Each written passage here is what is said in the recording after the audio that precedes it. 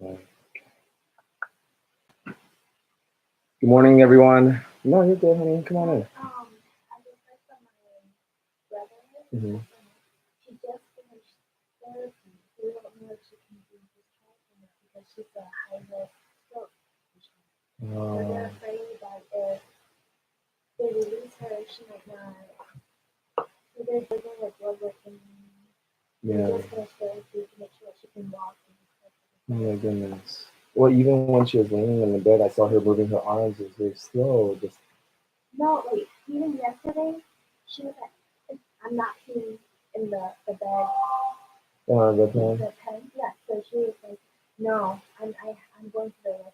And my brother and I helped her walk to the. She's not that.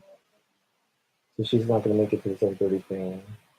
She's pushing the basket. She's like, "How do I do that?" No, tell her to rest and relax. Yeah, rest. Yeah. Oh my goodness. Okay. Hey guys. So, um, just wanted to give an update on what's going on here in Phoenix, especially for my clients, so they know what's going on.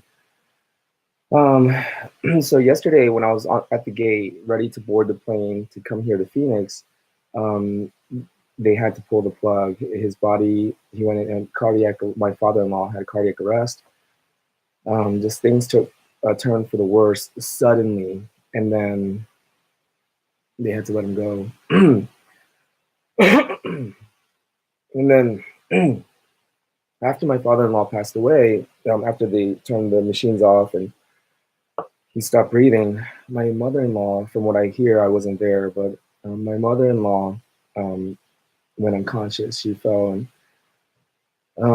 they said that she almost had another stroke. Which about 4 years ago, we came out here because she had a stroke, and my mother-in-law, and her right side was paralyzed, and she was my father-in-law's caretaker, and he was in and out of the hospital and everything. So, that's why we came out here the first time. And then she got better, of course, and then we went to Utah, and then we came back here, and then we went back to Atlanta. But anyways, so my mother-in-law is in the hospital right now because they're keeping an eye on her because they're saying that if she has another stroke, especially how severe the first one was, they're saying that she may have permanent brain damage. So, Steel Texas Gal. Oh, hi, my dear friend. Oh my goodness, Steel Texas Gal. Thank you so much. It means a lot. It feels so good to see a familiar face. I'm so sorry you're going through this. Please give your my love to your dear wife. Thank you, Chris. Oh my dear, I'm so sorry. My condolences to you and your family. Since you posted yesterday, you've been in my thoughts. Thank you so much, Crystal. So tonight at 7:30, we're supposed to go to this church, this mass, and have a dedication to my father-in-law. My mother-in-law may not make it. I hear, and we just found out tomorrow morning at 9 we have to be at a church, maybe for the viewing, I think.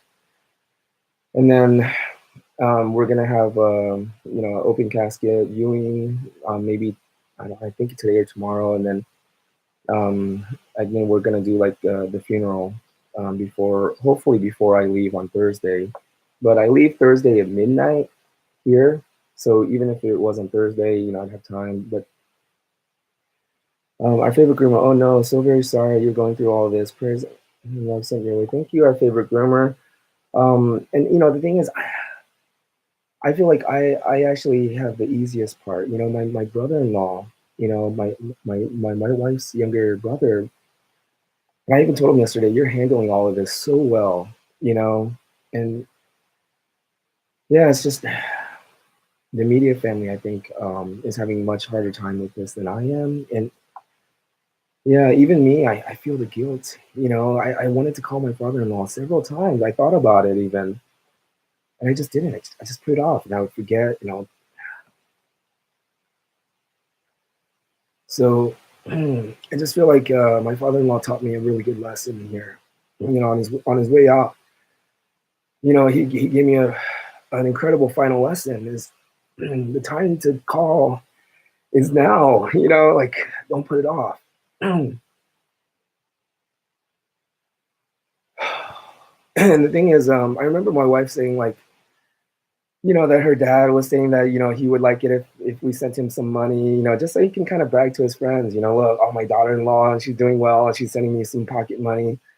And we just thought it was kind of silly, or like, all right, whatever, it would have been so easy to do, It's like,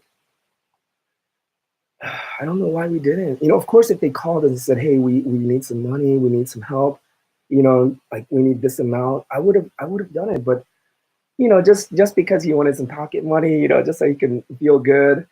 Like I didn't, it wasn't really a priority on my list. I just kind of put it off. I was like, yeah, we'll send him some money. It would have been so easy to do and just such a nice thing to do to just send him some pocket money so he can.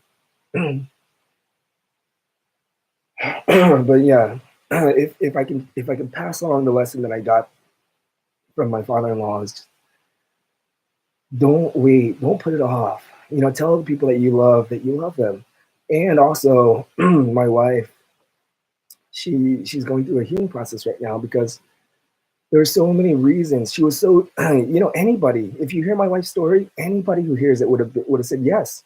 You're absolutely right. You're justified in holding resentment towards your father. And not liking him, being disappointed in your father. Like you have every right to. You have every reason to. It's like, but I think the biggest lesson we're learning now is it didn't.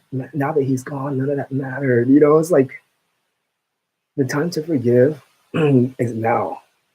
Now is the only time while we're alive together, while they're living, that's the only time we really have to forgive each other. Beatrice Molina says, "I'm so sorry, my condolences to you and your friend." Thank you so much, Beatrice. But yeah, I mean, this is I was telling my wife, I have to let go of the stuff that I'm holding on to with my father. I haven't called my father since, Father's Day. I went and called him Father's Day back in '94. Just kidding. It's been like 38 years, 34 years since I called him for a Father's Day. I was kidding. But yeah, I just don't. I don't call my dad, and he's in Alaska. There was an earthquake up there, and he called my mom saying that he thought he was gonna die. He was scared. My mom was like, "Call him, see if he's okay." I said, "All right." Like I don't care. It's like now I realize, especially going through this, like I need to call him. And the thing I think the struggle was, I was thinking like, what if I call him and he's just the same old jerk that he always was, just like, what do you want? Blah, blah, blah, and just hang up. And I was like, then I'll just be more disappointed, like, what was the point, Then I was thinking, what if he doesn't? What if he actually wants to open up and talk and have a deep conversation and go, hash all this stuff out? Am I ready for that? Do I want that? Maybe I would hang up. So all of these things kind of, but I realize now, none of that matters. None of that matters. And the crazy thing is, last night in the car, Rudolph the Red-Nosed Reindeer played again, and I was listening to it again. I was just like, "This is a universe telling me I need to let go of all resentments." There, like Dr. Wayne Dyer says, there are no such thing as a justified resentment. It's the old Texas scale. Don't beat yourself up. Just go from here. Whenever you think about someone, even if it's just an emoji, just send it. Thank you, Steel Texas. I will. The regret, the guilt. Crystal says, don't allow the guilt to consume you. I hope you can find some peace and comfort in these difficult times. Thank you. Thank you so much. But anyways, just wanted to give an update. I'm going to be going back home Thursday night. I'll be getting back in Atlanta Friday morning. I'm going to take that day to kind of just rest and recover. And then Saturday, I have an appointment. Sunday, and everybody that we had to cancel this week, just know that my wife is looking at the calendar. But there's a lot going on. Like I said, my wife maybe got a couple hours of sleep last night, maybe. And so there's a lot going on right now. So just keep that in mind if you're emailing her for the schedule and things like that. And when I get back, I'm also going to try to, help her with the scheduling and everything, and just be more hands-on with that myself, to kind of give her a little extra room as well. So that's where we're at right now. And then my wife is actually gonna not. We were thinking that she might stay here for a month or two to help her mom and kind of wrap things up. And if my mother-in-law wanted to move back to Tennessee to be with her side of the family, but it doesn't seem like that's going to be the case. She wants to stay here. My brother-in-law's here. He has two beautiful nieces with his girl Stacy. Stacy twins. Yeah, and so they have a lot going. She has a lot of reasons to stay. So because my mother-in-law's decided to stay here in Phoenix, my wife is gonna just kind of help a little bit, but not stay as long as we were thinking. So my wife will be back in Atlanta with me probably before the end of January. So she'll be back. We'll be back. We'll both be back in Atlanta. I'm going to be back this week, but then my wife will be back sometime in January, and the business will be back, back to normal shortly. I really appreciate everybody. And you know what? Let me just say this. Everybody watching right now on YouTube, thank you so much. Thank you so much. Like, and the reason why I'm actually making time to share this and being open is because I feel like I owe it to you. I feel like you guys deserve to know what's going on because it helps so much. I was telling my wife, today's the 21st. YouTube is sending us some money. We get money from YouTube every month from the ad revenue, from the views, from the support we have. Knowing that I have money coming in from YouTube today, it puts my mind at ease. At least that's one thing I don't have to worry about, is the financials. And even though I'm not working, I still have money coming in. And I just feel so incredibly grateful for that. Liz Vargas says, hi, June. Sorry.